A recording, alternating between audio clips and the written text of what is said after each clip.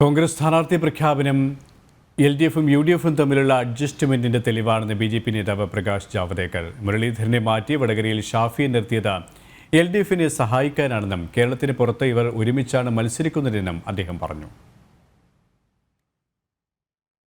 Sitting എംപിയായ പ്രതാപനെ മാറ്റി തൃശൂരിലേക്ക് മുരളീധരനെ കൊണ്ടുവന്നതും പകരം വടകരയിൽ ഷാഫി പറമ്പലിനെ സ്ഥാനാർത്ഥിയാക്കിയതോടെ യുഡിഎഫും എൽഡിഎഫും തമ്മിലുള്ള അഡ്ജസ്റ്റ്മെന്റ് തെളിഞ്ഞെന്ന് ബിജെപി സംസ്ഥാന പ്രഭാരി പ്രകാശ് ജാവദേക്കർ എംപി പറഞ്ഞു. Prathapan is dropped and Muralidharan has been shifted from Vadgara to Thrissur, and in Vadgara they have put up Shafi Parambil.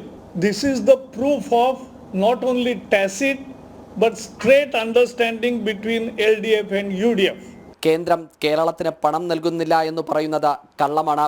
ഒരു സംസ്ഥാനത്തോടും കേന്ദ്രത്തിന് വിവേചനമില്ല. അർഹതപ്പെട്ടതിനേക്കാൾ 50% ഇത്തവണ കേരളത്തിന് അധികമായാണ് കേന്ദ്രം നൽകിയതെന്നും ജാവദേക്കർ പറഞ്ഞു. ജനം, തിരുവനന്തപുരം.